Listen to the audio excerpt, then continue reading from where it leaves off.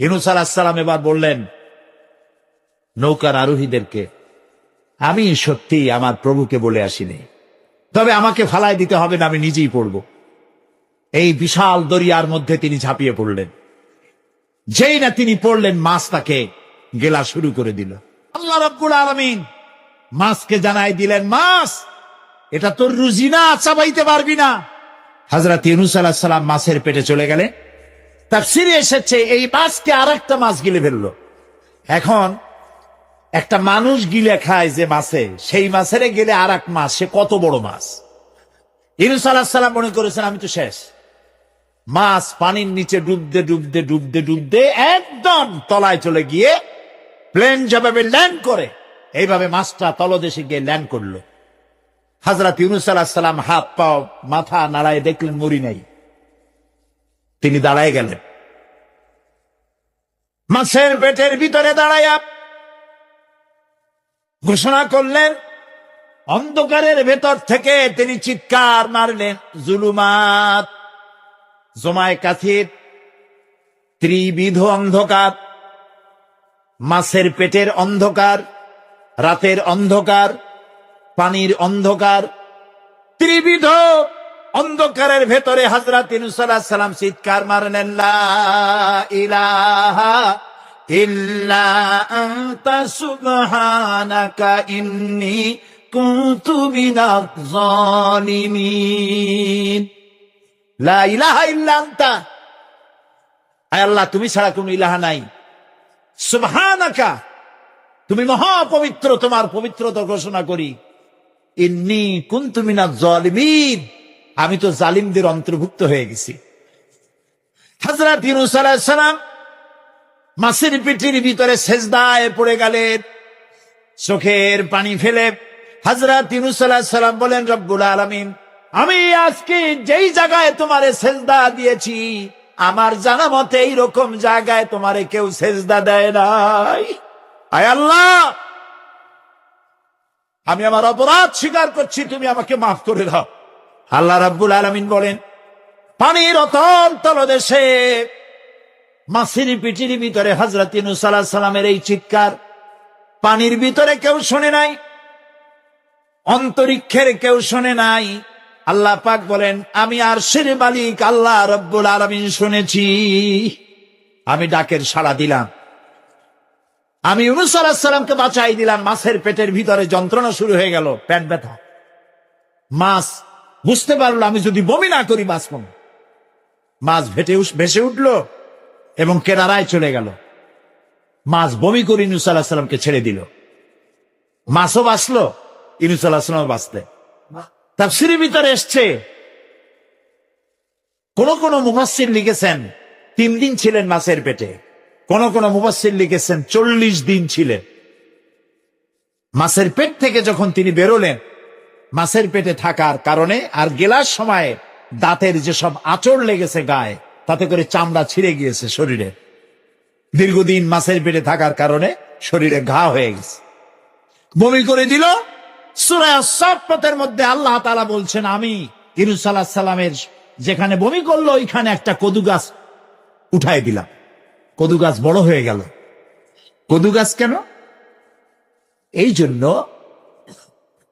শরীরে ঘা থাকলে সেখানে মাছি পড়ে, পোকা পড়ে। মাছি এবং পোকা মাকড় যাতে না পড়ে, সেই জন্য এমন এক গাছ দিলেন যে গাছের পাতায় মাছি বা পোকা মাকড় কখনো পড়ে না। শুধু ইউনূসকে নয়, আল্লাহর মোমেন বান্দাদের প্রতি আল্লাহর ওয়াদা, আমাকে যদি ডাকে আমি আল্লাহ রব্বুল আলামিন বিপদ থেকে বাঁচায় দেব। আল্লাহর কাছে তওবা করা, আত-তায়েবুন, বারবার তওবাকারী, শুধু একবার নয়, বারবার তওবাকারী।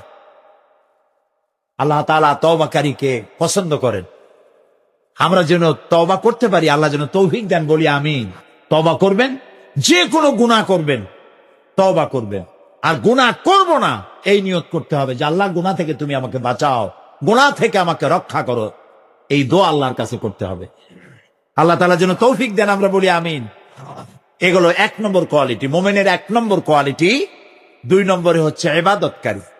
আল্লাহ রাব্বুল আলামিন কোরআনে কারীমের মধ্যে বলছেন, আমি মানুষ এবং জিন জাতিকে সৃষ্টি করেছি শুধুমাত্র আমার ইবাদতের জন্য, তারা আমার ইবাদত করবে এই জন্য।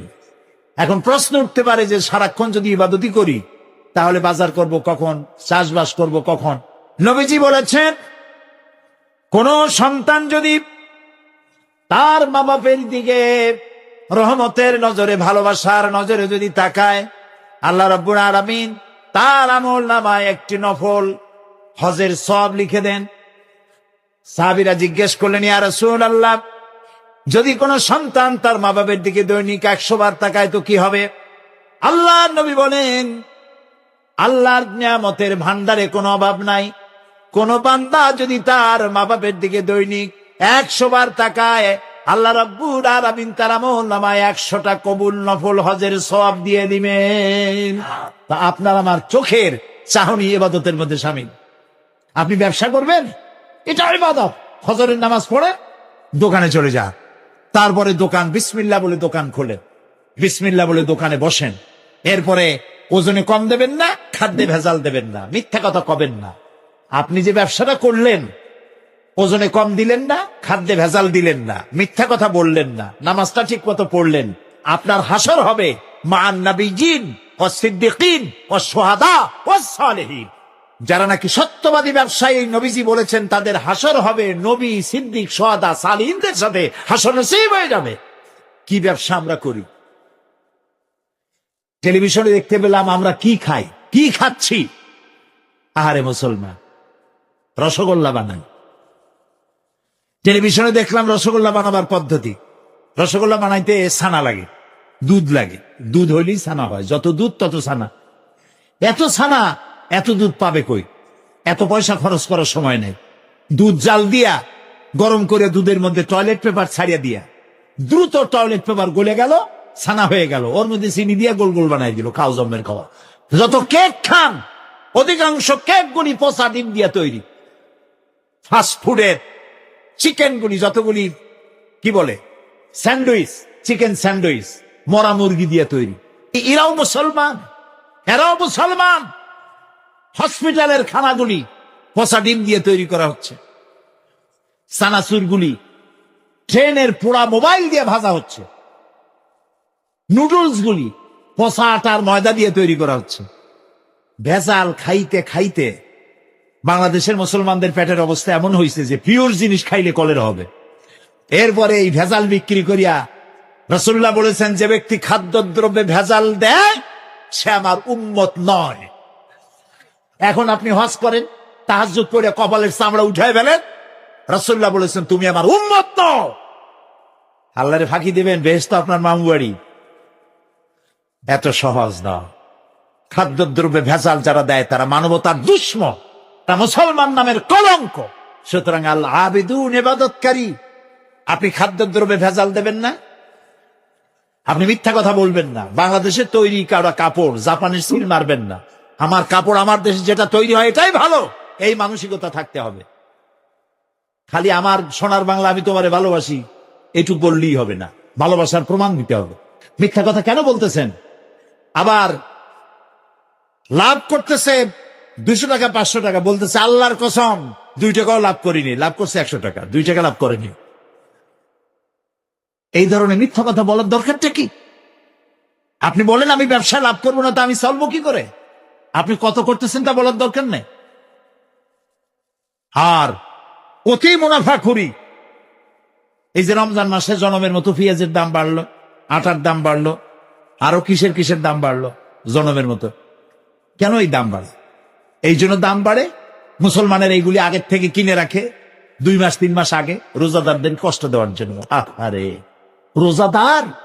রোজাদারের মুখের দুর্গন্ধ আল্লাহর কাছে মিস্ক এবং আম্বরের চাইতে পবিত্র। রোজাদারদের জন্য আল্লাহ তাআলা জান্নাতের একটা আলাদা গেট রেখেছেন, যার নাম রায়্যান।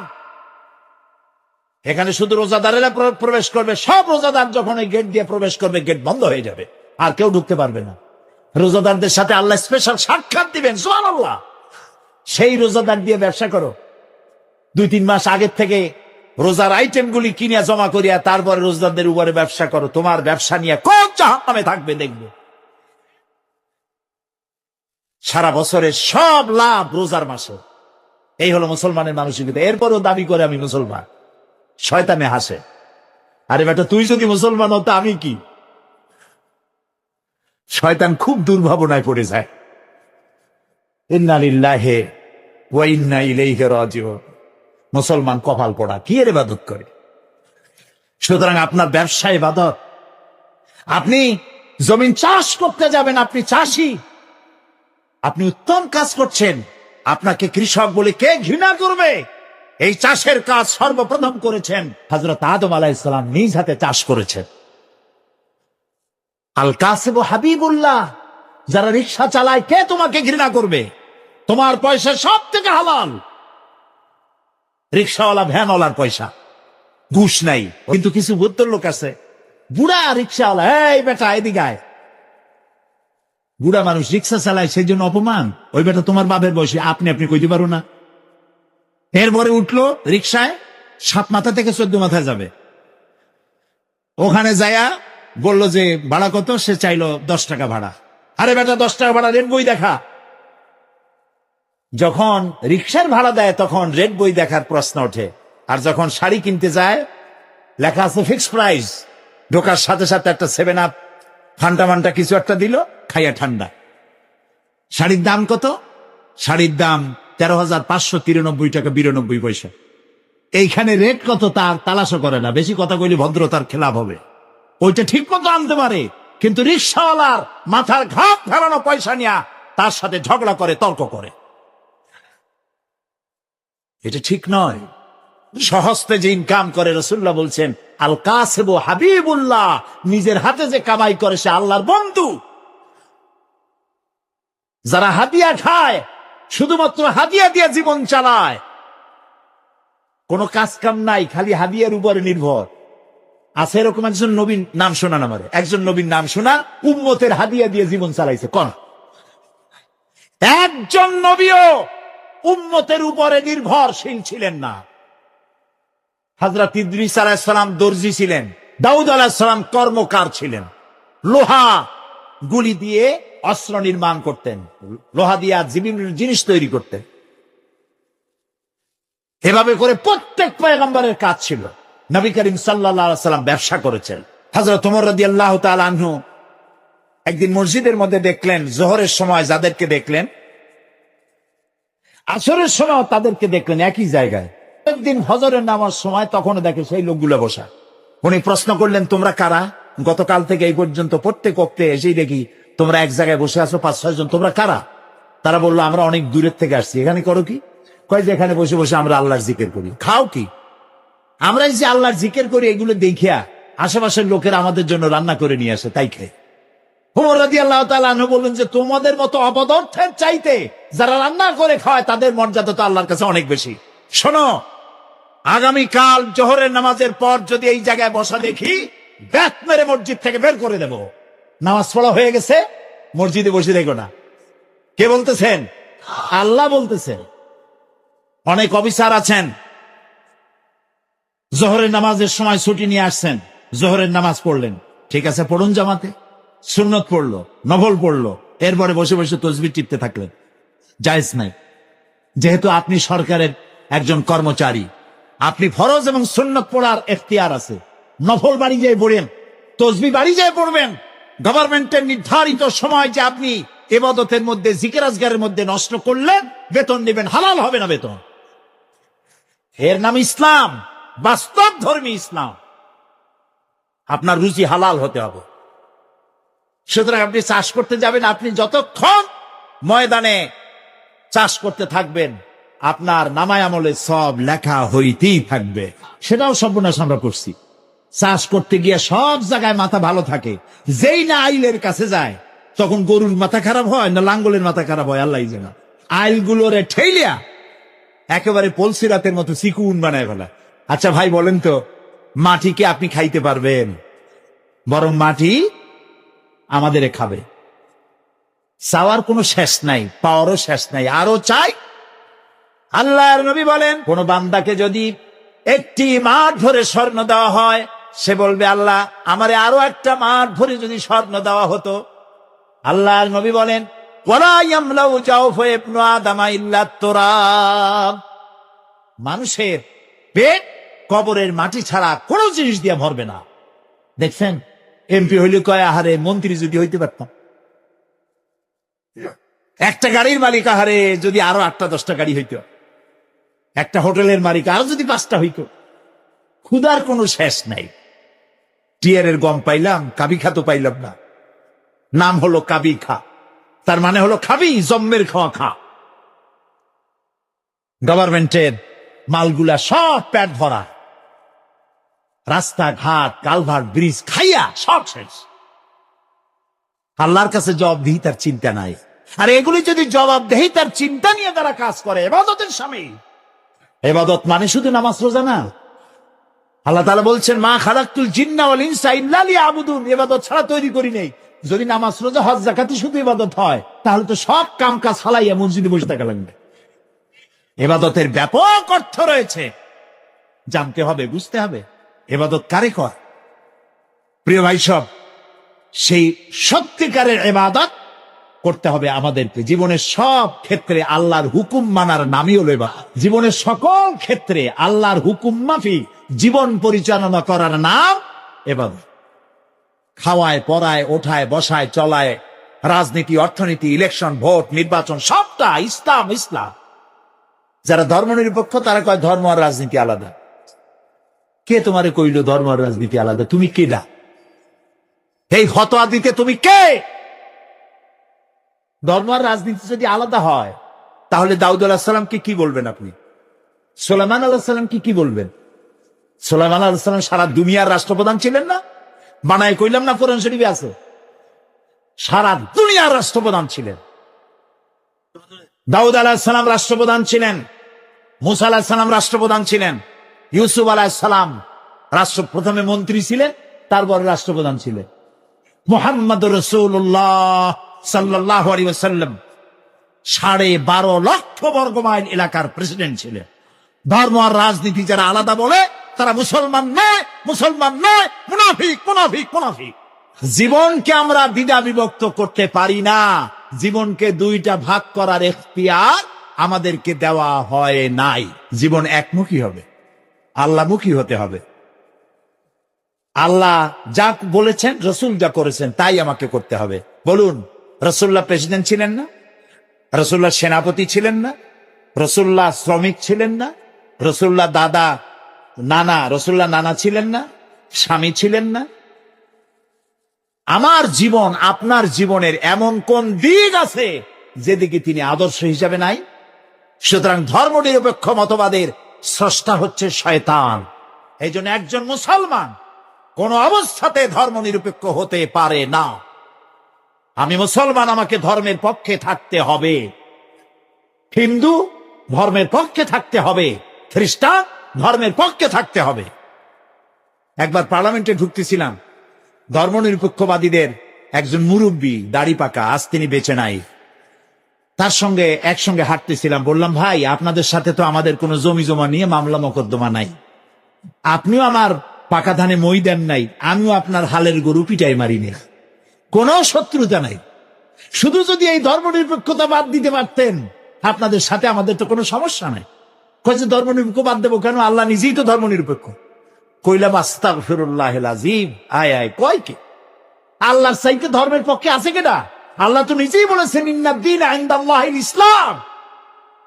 আমার কাছে কেবলমাত্র, একমাত্র, ওয়ানলি ওয়ান পছন্দনীয় মনোনীত জীবন ব্যবস্থার নাম ইসলাম, ইসলাম, ইসলাম।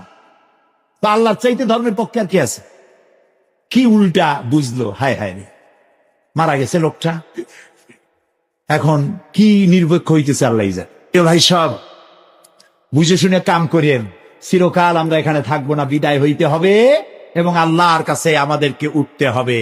এই জন্য যে যত বক্তৃতা করুক আর যাই কিছু করুক না কেন, আপনি পরকালের চিন্তা করবেন। এমন কাজ করা যাবে না যা আল্লাহ রাজি নাই। ধর্ম নিরপেক্ষ মতবাদ মুসলমানের জন্য গ্রহণ করা জায়েজ নাই, জায়েজ নাই, জায়েজ নেই। মুসলমান ইসলামের পক্ষে থাকবে, ইমানদার হবে, তার জীবনের কোনো কাজ ইসলামের বাইরে যাইতে পারবে না। সবটা আমার ইবাদত, আমার নির্বাচন আমার ইবাদত, আমার ভোটটা আমার ইবাদত। যদি ক্ষুধার সময় যদি তোমরা শীত ও গ্রীষ্মে নিরাপদে থাকতে চাও, যদি নিরাপত্তা পেতে চাও, ফালিয়াবুদু রাব্বা হাযাল বাইত, এই ঘরের মালিকের ইবাদত করো। কোন ঘর? বাইতুল্লাহ শরীফ। এই ঘরের মালিকের ইবাদত। মালিক কে? এই ঘরের মালিকের ইবাদত করলে কি হবে? আল্লাহ তাআলা বলেন, আল্লাযী আত'আমাহুম মিন জু'ইন ওয়া আমানাহুম মিন খাউফ। এই ঘরের মালিকের ইবাদত করো, কি হবে? ক্ষুধার সময় তিনি খাদ্য দিবেন, ভীতির সময় তিনি নিরাপত্তা দান করবেন। সুবহানাল্লাহ। আমরা তো এটাই চাই। আমার ক্ষুধার সময় খাবার চাই, ভীতির সময় নিরাপত্তা চাই। কে দিতে পারবেন? কে দিতে পারবেন? আল্লাহ তাআলা দিতে পারবেন। আমরা কি জান্নাতে যেতে চাই? বলেন, যেতে চাই? আল্লাহ তাআলা বলেন, জান্নাতে যদি যেতে চাও, ফাদখুলি ফি ইবাদি ওয়াদখুলি জান্নাতি। আমার গোলামীর মধ্যে শামিল হও। ফাদখুলি ফি ইবাদি, আমার বান্দাদের মধ্যে শামিল হয়ে যাও। ওয়াদখুলি জান্নাতি, এরপর আমার জান্নাতে চলে যাও। গোলাম না হইয়া জান্নাতে যাইতে পারবা না।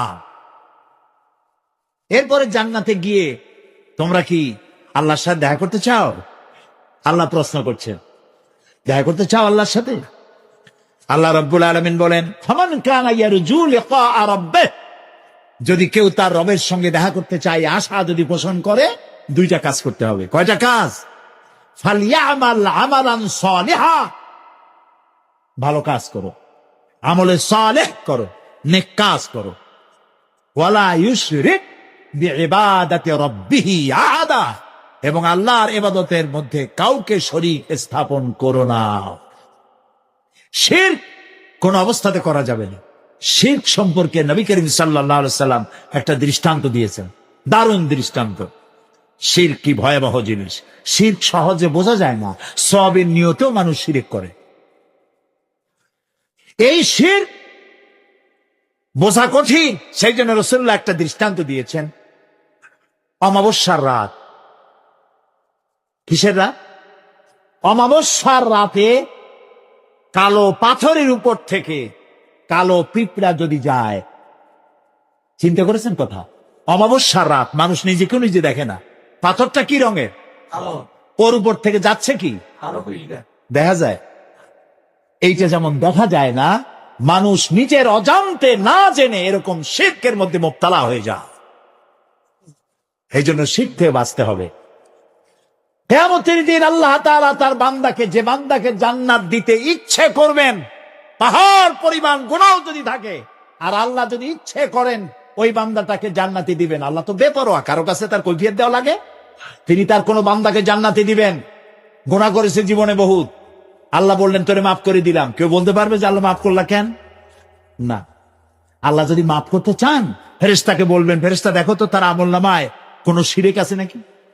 কোন শিরক যদি না থাকে, রিপোর্ট যদি হয়, আল্লাহ বলবেন মাফ করে দিলাম, যাও আমার জান্নাতে। কত বড় অপরাধ শিরক করা, আল্লাহ সহ্য করেন। এ বিষয়ে অনেক ওয়াজ আপনাদের সামনে করা হয়েছে। শিরক থেকে বাঁচতে হবে, ভালো কাজ করতে হবে, তাহলে কিয়ামতের দিন কার সাথে দেখা হবে? আল্লাহর সাথে দেখা হয়ে যাবে। সুবহানাল্লাহ কবেন না? আল্লাহর সাথে দেখা হয়। আল্লাহু আকবার। যে অনুষ্ঠানে, জান্নাতের যেই অনুষ্ঠানে আল্লাহ তাআলা তার বান্দাদের সঙ্গে দেখা করবেন, সুবহানাল্লাহ, সেই অনুষ্ঠানের কোন এক কোনায় কানায় আল্লাহ যেন আমাদেরকে একটু থাকার, বসার তৌফিক দান করে দেয়। জীবনের সব ক্ষেত্রে ইবাদত হবে আল্লাহ তাআলা। আর ইবাদত কাকে বলে? এক কথায় বলে দিলাম, আল্লাহর হুকুম মাফিক জীবন পরিচালনা করা, রাসূলুল্লাহর বিধান অনুযায়ী জীবন পরিচালনা করার নামটাই হলো ইবাদত। এখন আপনি যাই করেন, আল্লাহ এবং রাসূলের হুকুম মাফিক হতে হবে। 3 নম্বরে বলা হয়েছে আল হামিদুন, প্রশংসাকারী। তিনি ছাড়া প্রশংসা কারো হতে পারে না। আল্লাহ তাআলা কোরআনে শুরুই করেছেন নিজের প্রশংসা দিয়ে। সুবহানাল্লাহ। আলহামদুলিল্লাহি রাব্বিল আলামিন, সমস্ত প্রশংসা, যাবতীয় প্রশংসা আল্লাহর জন্য। তার প্রশংসা করব না তো কার প্রশংসা করব? কোন হুজুর ফু দিয়া গ্লাস ফাটাইলো, কোন হুজুরে বাংলাদেশে বসা মক্কা শরীফের কুত্তা খেদাইলো, পুকুরে আগুন জ্বালাই দিল, ওগুলো আমার জানার দরকার নেই। এই প্রশংসা করার কোনো দরকার নাই। প্রশংসা করবো আল্লাহ এবং তার রাসূলের, সুবহানাল্লাহ। এটাই মোমেনের কাজ। আল্লাহর প্রশংসা করতে করতে জীবনটা শেষ হয়ে যাবে মোমেনের। সর্বক্ষেত্রে আল্লাহর প্রশংসা, কোনটার প্রশংসা করে শেষ করতে পারবেন? এই যে দুইটা চোখ আল্লাহ দান করলেন, এই দুইটা চোখের প্রশংসা করে শেষ করতে পারবেন? আহারে, এই চোখ দুইটা যদি না থাকতো আমি আমার মায়েরে দেখতাম না, আমার সন্তানদের দেখতে পারতাম না, এই সুন্দর জন্মভূমি দেখতে পারতাম না। যার চোখ নাই সে বোঝে কি নিয়ামত হারাইছে। আল্লাহরে কই, আয় আল্লাহ তাআলা, তুমি আমাদের শরীরে যত নিয়ামত দিয়েছো, মৃত্যুর আগে এর একটাও তুমি ছিনাই নিও না। মৃত্যু পর্যন্ত সমস্ত নিয়ামত আমাদের সাথে রাখো। একটা চোখের শুকর আদায় করতে পারবো না, দুইটা কানের শুকরিয়া আদায় করতে পারবো না। এত সুন্দর জায়গায় কান দিলেন, চোখ দিলেন, নাক দিলেন, মুখ দিলেন, জিহ্বা দিলেন। একটা জিহ্বা আপনার কয়টা? আমাদেরও একটা। এই একটা জিহ্বা টেস্ট মেশিন। দেখছেন কত রকমের টেস্ট একটা জিহ্বা। পালন শাক, পুঁই শাক, লাল শাক, কলর শাক, মোটর শাক, এক একটার এক একটা মজা আলাদা পান না একরকম? রসগোল্লার মজা একরকম, জিলিপির মজা আর এক রকম, ছানারটা আর এক রকম, চমচম আর এক রকম, পুঁটি মাছ একরকম, কই মাছ আর এক রকম, ইলশা মাছ আর এক রকম, ঠিক কিনা? মুরগির গোস্ত একরকম, গরুর গোস্ত আর এক রকম। হাজারো খাদ্যের টেস্ট একটা জিহ্বা দিয়ে, সুবহানাল্লাহ। সেই জিহ্বা 32টা শত্রুর মধ্যে থাকে। কয়টা শত্রু? আর এই জিহ্বা দাঁতের প্রতি কত দরদ তার। কোন জায়গায় কোনো একটা কিছু ঢুকলে জিহ্বা ওইটা নিয়ে গুটোগুটি করতেই থাকে বাইর করার জন্য। এত রহমত করে, দয়া করে সে দাঁতের প্রতি, আর সেই দাঁত সুযোগ পাইলেই একটা বাইরে দেয়। দেখছেন অবস্থা? আল্লাহ তাআলা এমন সুন্দর জিহ্বা দিলেন, আহারে, শুকর আদায় করে কুল পাওয়া যাবে? এই জিহ্বাটা আল্লাহ আবার ভিজা ভিজা রাখছেন। এটা যদি শুকনা, মাঝে মাঝে শুকনা হয়ে যায় না, কথা বলা যায় যায় না, আল্লাহ ভিজাই রাখছে। সুবহানাল্লাহ। আল্লাহর প্রশংসা করেন। আল্লাহ কয় প্রশংসা করো, আমি তোমারে বাড়াই দেব। আমার নিয়ামতের শুকর যদি আদায় করো, আমি নিয়ামত বাড়াই দেব। আমি তোমাকে বৃদ্ধি করে দেব নিয়ামত। আর যদি শুকর আদায় না করো, আমি তোমারে শাস্তি দেব। লা ইন শাকারতুম লা আযীদান্নাকুম। শুকর আদায় করলে বাড়ায় দেব। কি বাড়ায় দেব? না, শুকর যদি আদায় করো বাড়ায় দেব। কি বাড়ায় দেব? না, শুকর যদি আদায় করো, শুকরিয়া আদায়ের শক্তি আরো বেশি করে বাড়ায় দেব। নিয়ামত তো দিছি, শুকর আদায় করো, শুকর আদায় করার শক্তি আরো বাড়ায় দেব। তুমি যত শুকর আদায় করবা, আমি তোমার উপর রাজি খুশি হয়ে যাব। সুবহানাল্লাহ। আমি যদি আল্লাহর জিকির করি এইখানে বসিয়া, আমরা বগুড়ার ঈদগাহ মাঠে এইখানে আল্লাহর কতগুলো বান্দা বান্দি একত্রিত হয়ে আল্লাহর জিকির আজগার করতেছি। আল্লাহ কয় ফাজকুরুনি আযকুরুকুম। তুমি আমার জিকির করো, আমি তোমার জিকির করব। তো আমার জিকির আর আল্লাহর জিকিরের মধ্যে পার্থক্য আছে না? আমরা জিকির করতেছি মাটির দুনিয়ায় বসা, এইখানে কিছু লোক আল্লাহর জিকির করছে। আল্লাহ কয় তুই যদি আমার জিকির করিস, আমি জিকির করব আরশে আজিমে ফেরেশতাদের সাথে নিয়া। সুবহানাল্লাহ। ফাজকুরুনি বিল ইস্তিগফার আযকুরুনি বিল মাগফিরা আযকুরুকুম বিল মাগফিরা। তুমি আমাকে ইস্তিগফারের সাথে স্মরণ করো, আমি তোমারে ক্ষমা করার দিয়া তোমারে স্মরণ করব। সুবহানাল্লাহ। আল হামিদুন। আল্লাহর প্রশংসা করিয়া, আল্লাহর যদি প্রশংসা করি, তাহলে আল্লাহর লাভ আছে কিছু? না, আল্লাহর লাভ নেই।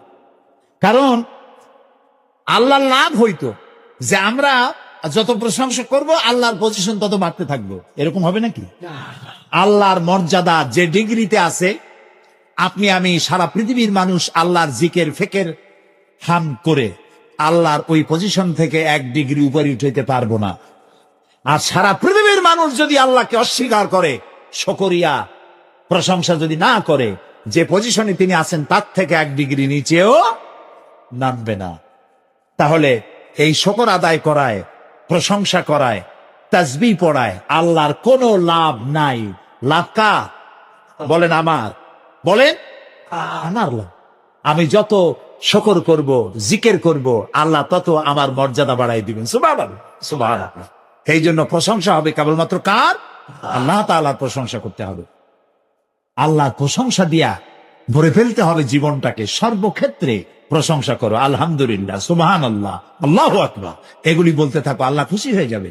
সন্তান বিদায় করো, স্কুলে যায় ছেলে, সব নতুন নতুন কথা মা বলে দেয়, বাবা শিখায় দেয়, টাটা বাই বাই, যাই যাই বলে না? তে হইল কি? বাই বাই টাই টাই খাই খাই, লাভটা কি? আপনি যাওয়ার সময় ছেলেকে বলেন ফি আমানিল্লাহ, আল্লাহ হাফেজ।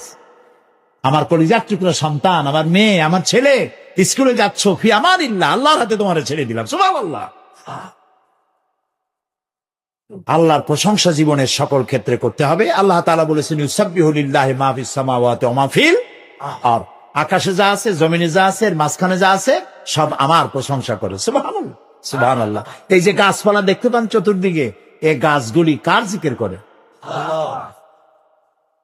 বাতাস তার শনশন রবে, পাখিগুলি তার কল কাকলিতে, নদীগুলি তার কুলুকুলু নাদে, গাছের পাতাগুলি তার মর্মর রবে। যত ধরনের শব্দ আমরা শুনতে পাই, সমস্ত শব্দগুলি কোন শব্দ নয়, ওর থেকে তারা আল্লাহর তাসবিহ পড়ে। সুবহানাল্লাহ, আল্লাহু আকবার, আলহামদুলিল্লাহ, তাসবিহ তারা পড়তে থাকে। ওয়ালাকিন লা তাফকাহুনা তাসবিহাহুম, ওদের তাসবিহ তোমরা বুঝতে পারো না। ওরা সব সময় সবাই আমার জিকির করছে, তাসবিহ পড়ছে। আল হামিদুন, সুতরাং তুমি আমার প্রশংসা করো, শুকরিয়া